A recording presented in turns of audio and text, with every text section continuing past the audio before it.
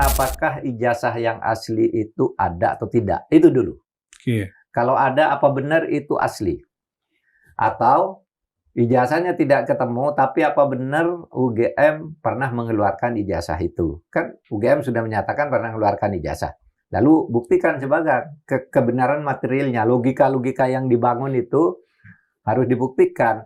Menurut saya, kalau Pak Jokowi tidak hadir itu ya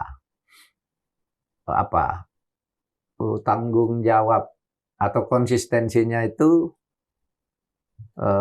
menjadi dipertanyakan, karena konsistensinya Pak Jokowi selama ini. Iya kan selama ini dia katakan saya akan datang, akan saya tunjukkan sendiri ke pengadilan. Ketika orang menanyakan, tunjukkanlah nanti kalau pengadilan meminta saya akan datang. Iya benar Pak. Akan datang. Pernah ada pernyataan begitu. Korupsi ini nampaknya disengaja dari awal gitu. Disengaja dari awal. Iya, maksud saya. Wow, didesain untuk dikorupsi gitu Pak ya. Ya paling enggak sudah diketahui karena ketika itu dibentuk, ketika jalan kita kan udah bicara dari sini bahwa tata kelolanya harus hati-hati loh. Ini uang besar, uangnya belum ada, programnya udah jalan, kan gitu kan waktu itu. Iya. Apakah tidak sebaiknya misalnya ini dihentikan, lalu dimulai secara kelembagaan dari awal, disusun personilnya dan segala macam. Kalau sudah dihentikan, dirombak. Dari awal secara kelembagaan. Merombak tata kelola itu tidak harus menghentikan. Kita dukung lah programnya, teruskan gitu. Ini bagus, tapi buang korupsinya. Korupsinya korupsi paling besar di dalam sejarah pemerintahan Pak Prabowo. Ini kan yang paling besar, iya kan? Anda mau bicara Nadiem, mau bicara Kementerian Keuangan, Dirjen Keuangan Pak Isa itu, ya agak besar juga kan. Tetapi itu kan terjadi di masa lalu. Yang terjadi di Pak Prabowo justru ledakannya di sini. Dan gede banget Pak. Gede banget, gitu. Kali ini kita berfokus ke Pengadilan Negeri Jakarta Timur, Pak. Pengadilan Jakarta Timur, sekarang itu, kemarin hari Kamis berlangsung sidang perdana kasus dugaan pencemaran nama baik dan fitnah atas ijazah mantan Presiden Joko Widodo dengan terdakwa Dr. Tifauziah, Dr. Tifa. Nah, di sidang perdana kemarin menariknya, Dr. Tifa itu ketika ditawarkan oleh hakim, apakah Anda ingin melakukan restoratif justice, dia menolak restoratif justice dan mengatakan saya akan melawan. Menarik karena yang dilawan pelapornya adalah Pak Jokowi. Lalu juga Dr. Tifa mengatakan bahwa ya untuk membuktikan dirinya melakukan pencemaran nama baik, buktikan ijazahnya Jokowi palsu atau tidak. Dan karena itu Pak Jokowi harus hadir. Seberapa menarik Pak Mahfud melihat persidangan ini? Ya menarik karena memang sudah hampir 2 tahun ya ini kan kontroversinya panas, saling tuding dan semua memancing, kita juga ikut terbawa di dalam emosi perdebatan itu. Juga di tengah masyarakat pro kontranya juga terbawa. Ada yang mendukung si A, mendukung si B, dan sebagainya. Tetapi yang terpenting dari itu semua, kita berharap agar di sini bukan mencari menang, tapi mencari benar dan adil. Gitu. Apa maknanya tuh? Begini, karena ini tendensinya kan sudah saling serang, mempertahankan harga diri untuk menang masing-masing pihak. Oleh sebab itu kita berharap ke hakim ini mengarahkan agar mencari kebenaran material sejelas-jelasnya tentang kasus ini. Karena kalau nanti putusannya juga ada atau menyembunyikan sesuatu, bertendensi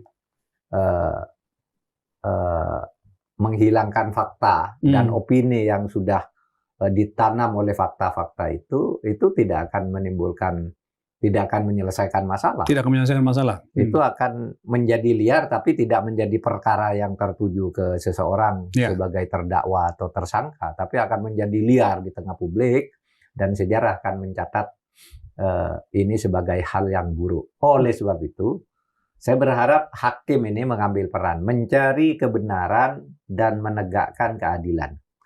Bukan mentolerir siapapun kedua pihak yang hanya ingin mencari menang. Harus benar. Dan itu kuncinya di hakim sekarang. Karena kalau bicara di tingkat polisi dan kejaksaan kan masyarakat agak ragu ya bahwa ini akan selesai seperti yang diharapkan. Tetapi kita berharap ke pengadilan. Dan pengadilan sekarang nampaknya sudah mulai punya keberanian untuk menampakkan jati dirinya sebagai penegak hukum, penegak kebenaran, penegak keadilan, bukan penegak kemenangan kepada siapapun yang kuat. Meskipun hakim juga kerap menjadi pertanyaan publik, kenapa putusan hakim seperti itu kan? Kadang-kadang gitu kan, Pak? Iya, terkadang banyak, tapi banyak juga yang berani kan hakim. Nah, oleh sebab itu kita sekarang dorong pengadilan ini agar menegakkan kebenaran, dan saya kira kita tidak tahu reputasi hakim ini, tetapi 2 hakim wanita, 1 hakim pria. Kita berharap sidangnya akan dilihat oleh orang. Kalau dia main-main berpihak itu akan ketahuan. Sekarang masyarakat sudah pinter, dan yang lebih pinter dari hakim di masyarakat juga banyak. Banyak juga, betul. Sehingga harus hati-hati. Nah, apa maksud menegakkan keadilan dan kebenaran itu? Saya tidak ingin masuk ke pasal-pasal pembuktiannya sebenarnya. Oke. Tetapi pada upaya menegakkan kebenaran material di luar pasal-pasal yang dihindari untuk dakwakan. Misalnya tentang kebenaran apakah ijazah yang asli itu ada atau tidak. Itu dulu. Kalau ada, apa benar itu asli? Atau ijazahnya tidak ketemu, tapi apa benar UGM pernah mengeluarkan ijazah itu? Kan UGM sudah menyatakan pernah mengeluarkan ijazah. Lalu buktikan sebagai kebenaran materialnya. Logika-logika yang dibangun itu harus dibuktikan. Misalnya lulus tahun sekian, tahun 85 ya lulus ya. Itu kalau tidak salah dulu kan namanya sudah tidak ada pakai gelar insinyur ya. Sudah pakai ST. SPD, S apa gitu kan. Dan seterusnya. Kok tiba-tiba muncul insinyur di tahun 96 ya. Dan sebagainya. Nah, kita lihat saja nanti. Nah, kebenaran material itu kemudian kenapa ada skripsi yang baru masuk pada bulan Februari di basic datanya itu ya, database. Di UGM itu kan skripsinya baru masuk tanggal 8 Februari itu berapa? Di database jam 8 gitu, sekitar jam 8 tiba jam 11 diperbarui lagi, bukan masuk sebelumnya. Nah, itu semua jadi pertanyaan mencari kebenaran material. Mengapa Pak Kasmujo dibilang menjadi pembimbing, padahal untuk tahun itu Pak Kasmujo itu belum seperti pantas. saya, asisten, tidak boleh aturannya. Asisten, dosen muda lah ya. Iya, asisten itu ngajar tidak boleh, mendampingi dosen aja. Lalu kalau dosennya kosong, neruskan gitu. Kalau gitu Pak Mahfud sependapat dengan Dr. Tifa kemarin ketika diwawancara. Pokoknya harus buktikan dulu ijazahnya asli atau palsu, baru saya dilanjutkan. Iya, gitu. Ijazahnya asli, buktikan dulu gitu. Untuk kebenaran, bukan apa-apa. Kalau tidak logis, tidak boleh mengatakan ini asli atau tidak gitu. Nah, biar keputusannya tidak boleh mengatakan kalau tidak bisa dibuktikan. Itu kan sebenarnya gampang membuktikannya. Apalagi sekarang banyak temuan-temuan baru dari Bonatua dan sebagainya. Apa komentar Mahfud? Pak Jokowi mutlak wajib hukumnya hadir di persidangan. Kalau delik aduan ya memang bukan wajib begitu. Kalau delik aduan lalu dia tidak membuktikan di depan sidang, berarti perkaranya kan gugur. Aduannya gugur kan. Dia tidak mau membuktikan kok, kan gitu kan. Itu meskipun itu bisa saja nanti dipelintir-pelintir lagi, tapi substansinya hukum itu kan begitu. Saya setuju agar masalah ini clear, tidak ngambang, agar dia tidak restoratif justice. Dan memang tidak bisa restoratif justice bisa, ya? Karena di antara pasal-pasal yang didakwakan itu pasal 25 dan 32 Undang-Undang ITE. Itu ancamannya kan di atas 6 tahun. Nah, yang bisa restoratif justice itu kalau pencemaran nama baik atau fitnah dan sebagainya. Nah, dan kalau pencemaran nama baik dan fitnah itu adalah delik aduan memang. Jadi begini, kenapa saya katakan harus tegakkan kebenaran, bukan mencari kemenangan. Iya. Hakim itu tempatnya mencari kebenaran dan keadilan itu, karena memang ini tidak bisa restoratif justice kalau pasal yang didakwakan itu tetap seperti yang dibacakan oleh hakim, oleh jaksa penuntut umum. Itu aja. Apalagi yang jadi masalah kemarin itu, masalah fitnah, pencemaran nama baik. Yang dipersoalkan di sidang tidak diberikan berita.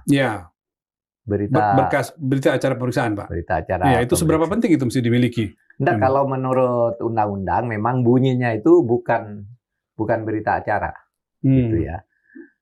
Pasal 143 KUHP yang baru itu menyebut jaksa penuntut umum menyampaikan surat dakwaan ke pengadilan, ke hakim. Nah, di dalam surat dakwaan itu disertai berkas. Berkasnya itu ada antara lain bab berita acara pemeriksaan. Nah, di sini disebutkan juga bahwa surat dakwaan itu tembusannya harus disampaikan kepada terdakwa atau kuasa hukumnya 3 hari, minimal 3 hari sebelum sidang. Minimal 3 hari sebelum sidang ya? Iya. Nah, jadi persoalannya kalau berita acara itu bisa tidak sebenarnya diberikan sebelumnya. Tetapi pada sidang pertama itu seluruh itu dibacakan dan diperlihatkan di persidangan. Di hari pertama itu bisa dilihat, hakim silakan panitera tunjukkan gitu dan sebagainya. Nah, tetapi seharusnya dalam kasus yang seperti ini mestinya seluruh berita acara itu diberikan sebelumnya. Harusnya diberikan sebelumnya. Seharusnya ya. Fair gitu Pak ya? Iya, lebih fair gitu. Tapi aturannya orang kan di situ kan hanya disebut surat dakwaan. Jangan surat dakwaan itu terdiri bermain dari di diksi aturan. Ya, jadi akal-akalnya kan sering begitu. Nah, apalagi ada ketentuan ya sebelum pasal 143 itu ketika dalam saat penyelidikan itu kan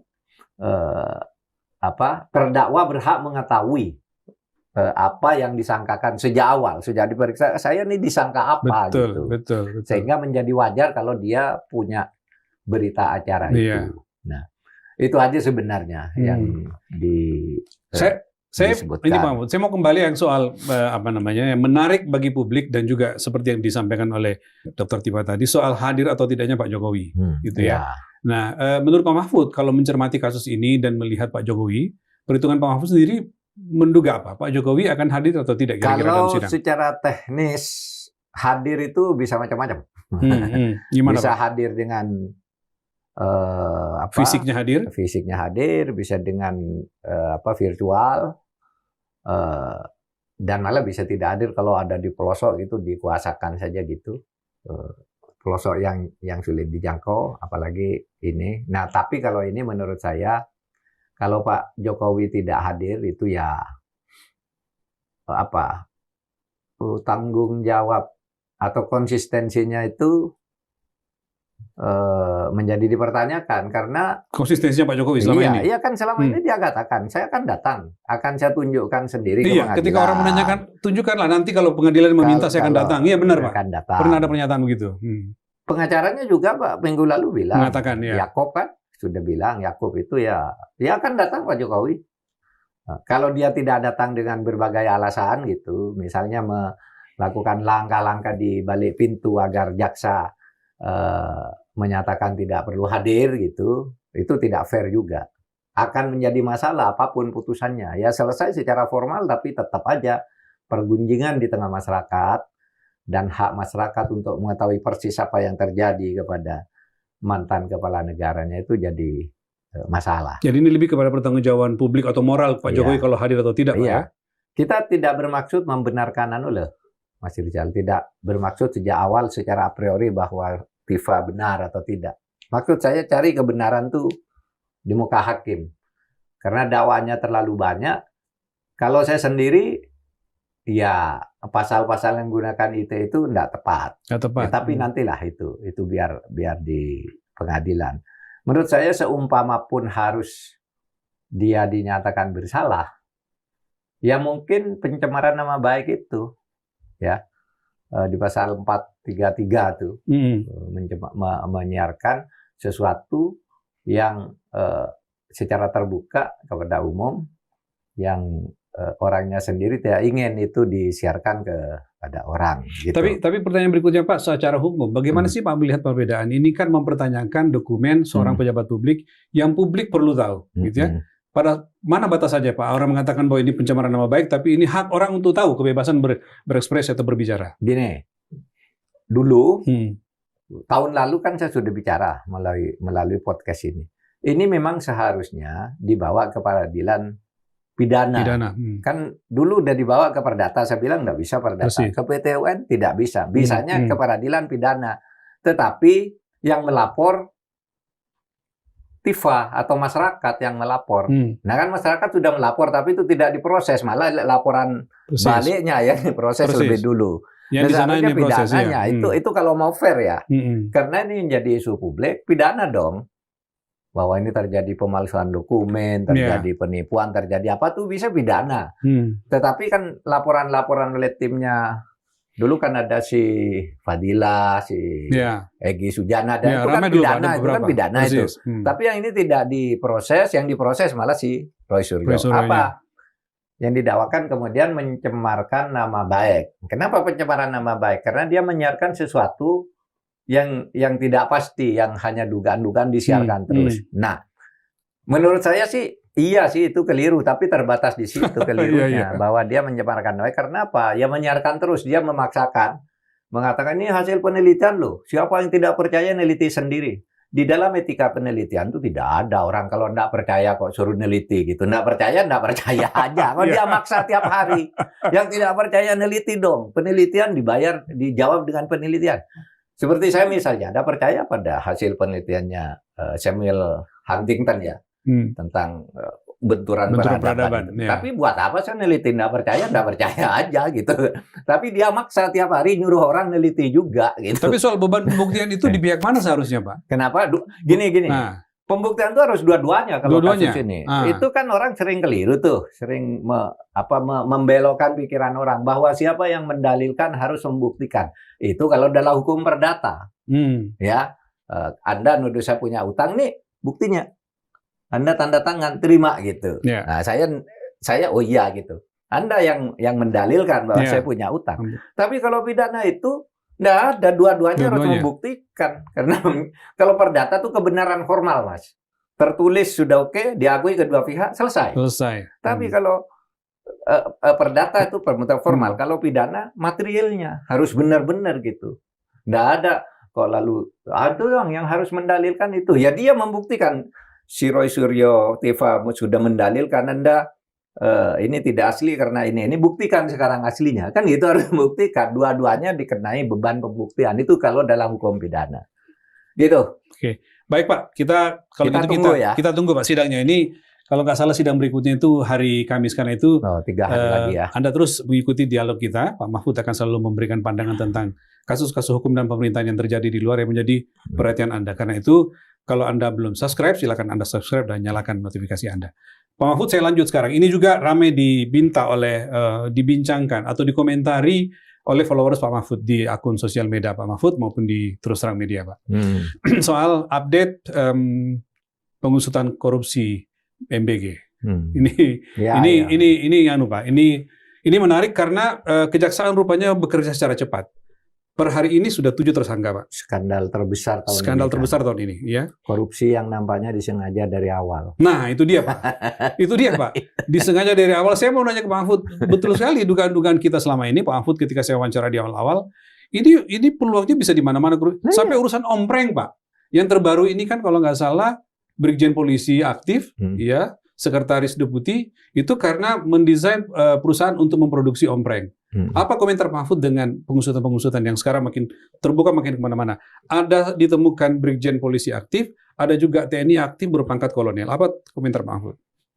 Ya banyak yang harus dikomentari. Saya akan, biar tidak nimbul masalah liar, saya katakan sejak awal kita korupsi ini nampaknya disengaja dari awal gitu. Disengaja dari awal? Iya, maksud saya. Wow, didesain untuk dikorupsi gitu Pak ya? Iya, paling enggak sudah diketahui. Karena ketika itu dibentuk, ketika jalan, kita kan udah bicara dari sini. Bahwa tata kelolanya harus hati-hati loh. Ini uang besar. Uangnya belum ada, programnya udah jalan. Kan gitu kan waktu itu. APBN belum masuk, udah dipinjemen gitu. Nampaknya tidak didesain dengan bagus. Sehingga itulah yang membuka pintu korupsi sejak awal. Dan benar terjadi. Kita kan hampir tiap bulan mengupdate itu kan. Bicara soal MBG. Wah itu ada korupsinya Pak. Ada korupsinya Pak. Minggu Pak waktu itu. Ya minggu. Masa-masa awal. Tapi diam aja. Pemerintah dibilang antek asing lah, dibilang itu tidak setuju pemerintah karena kalah lah dan sebagainya. Profesor inilah dan segala macam gitu ya. Itu kan kita bicara di podcast ini bisa dilacak bahwa dari awal ini ada korupsinya, ini bahaya ini. Dan baru sesudah tidak bisa mengelak sekarang. Dan korupsinya ternyata besar-besaran. Besar-besaran, Pak. Ya, korupsinya itu dilakukan secara sistematis, itu kan. Iya, bayangkan tadi, ompreng aja sampai beli ke Cina. Iya, Pak. Loh, rakyat kita itu kalau cuma makannya tiap hari bisa bikin itu anyaman dari bambu, dari apa gitu kan.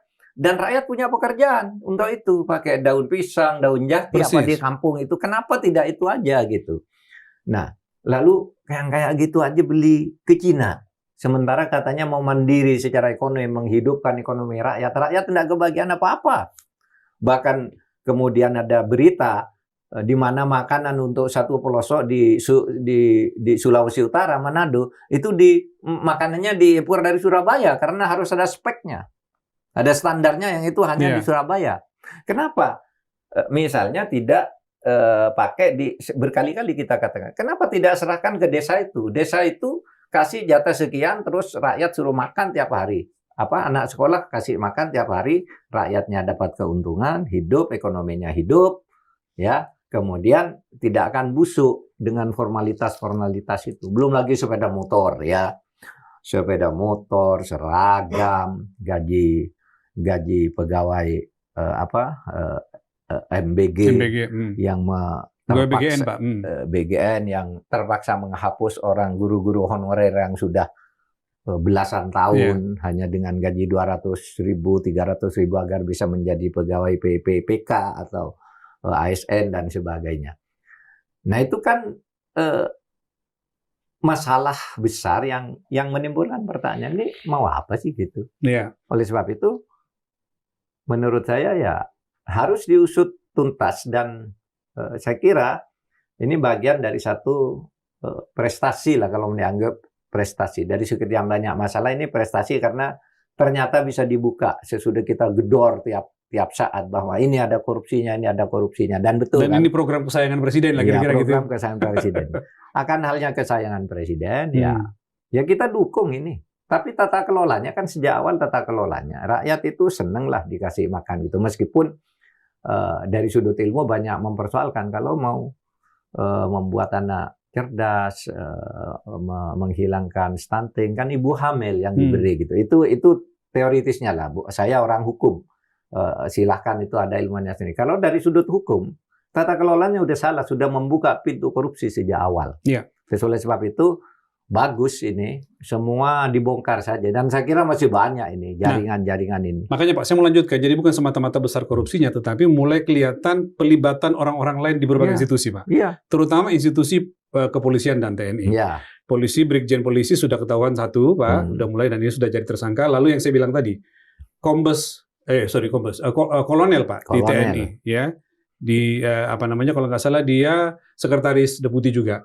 Nah, kalau kayak TNI aktif terlibat, bukankah itu melanggar pasal 47 Undang-Undang TNI bahwa nggak boleh mereka di situ? Memang. Gimana tuh Pak? Ya itu pelanggaran gitu. Itu pelanggaran terhadap undang-undang. Setiap pelanggaran terhadap undang-undang kalau menimbulkan korupsi ya pidana. Persis. Gitu. Itu bisa dilacak juga siapa dulu yang mengangkat ini, yang mengusulkan ke situ. Kan kalau pidana harus dicari siapa aktor intelektualnya. Gitu ya Pak ya? Iya sampai ke sana ya. Kok sampai siapa yang menempatkan ini? Ada motif apa? Siapa yang mengusahakan ini? Kan itu masuk karena menurut undang-undang sudah jelas nggak boleh kok masuk ke BGN. Masuk ke situ ya. Kan hanya ada 16 atau 17 yang boleh dimasuki TNI. Oleh TNI. Ya. Nah, Polri misalnya sama aja. Kan tidak boleh gitu. Pak boleh undang-undang Polri. Kan ini undang-undang Polri-nya baru. Ini udah masuk sebelum ada undang-undang Polri. Ketika saat dilarang malah jelas-jelas oleh MK.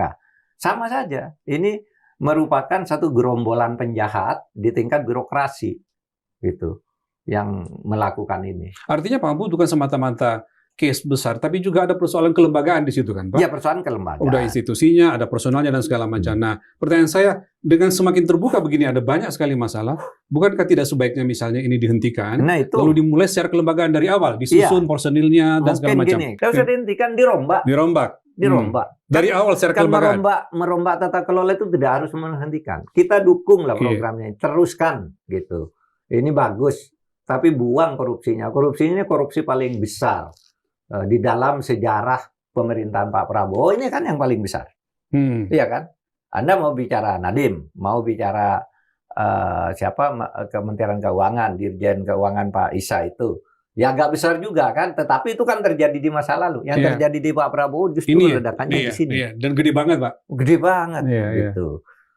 Nah, Pak, iya saya usul dirombak semua tuh institusinya dirombak. Dari awal gitu ya? Iya, termasuk personilnya dan segala macam. Iya, itu yang begitu-gitu terlalu dibirokrasisasikan. Nah, itulah yang kemudian menimbulkan banyak korupsi gitu. Karena secara kelembagaan, kenapa saya tanyakan Bang Fud, muncul protesnya ICW kalau nggak salah, melaporkan ke ombudsman soal rangkap jabatan. Nah, ada fenomena rangkap jabatan kan, Pak? Misalnya Pak, dia kasih contoh.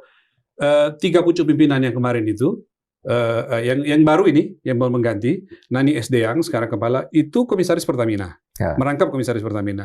Lalu wakilnya, Ibu Agustina Arumsari, ini komisaris Pertamina Patraniaga. Lalu Pak Trenggono, ini wakilnya satu lagi, itu Direktur Agrinas Pangan. Ini yang dipertanyakan. Gimana Pak? Bukankah memang tidak sebaiknya dievaluasi total secara kelembagaan? Gitu. Secara kelembagaan digaji aja yang layak, orang tidak usah ngerangkap jadi komisaris apa. Menjadi komisaris itu kan sebenarnya uangnya uang haram itu yang dimakan itu. Karena udah jelas tidak boleh kok oleh Mahkamah Konstitusi. Sengaja diberi waktu 2 tahun untuk diperbaiki, malah ditambah, bukan mulai proses menarikan pelan-pelan, malah ditambah dulu malah aja mumpung, 2 tahun. Pak, ya 2 tahun. Iya toh, itu kan harusnya tahu diri juga. Jadi yang mau gimana itu. Pak uang haram dimakan karena dilarang nggak boleh ya? Karena kan nggak boleh. Oleh Mahkamah Konstitusi nggak boleh. Diuji lagi tetap nggak boleh. Diberi waktu 2 tahun itu, maksudnya yang 2 tahun itu untuk menyelesaikan yang sudah.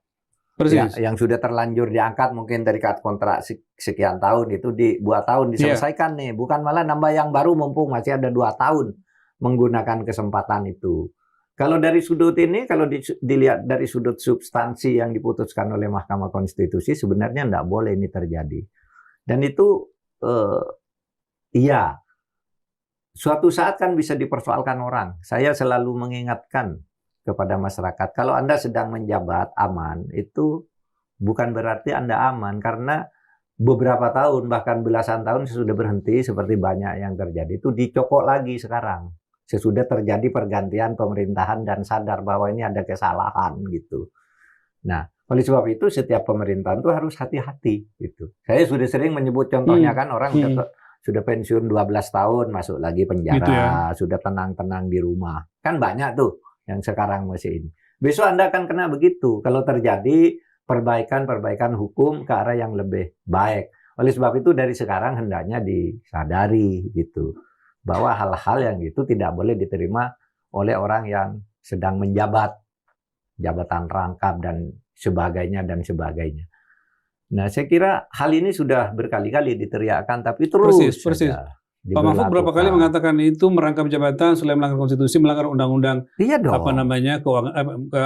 Kementerian Negara kalau nggak salah ya. Iya. Kementerian Negara sudah, sama undang-undang pelayanan publik, macam-macam Pak ya waktu itu Bapak sampaikan. Jabatan-jabatan anggota kabinet juga itu. Kan sudah ada putusan MK dan juga sudah ada di undang-undang. Wakil menteri itu bukan anggota kabinet. Dulu kan dipersoalkan. Itu wakil menteri itu semula dianggap eselon 1, dibatalkan oleh MK. Bukan, ini jabatan politik tapi tidak setara dengan menteri. Ya. Bukan yang anggota kabinet itu menterinya, tapi sekarang anggotanya banyak sekali sehingga nggak tahu apa yang diperdebatkan di situ. Kan mestinya sudah cukup menterinya kan kalau kabinetnya. Tapi oke lah, itu mumpung orang sedang berkuasa bisa melakukan apa saja ya.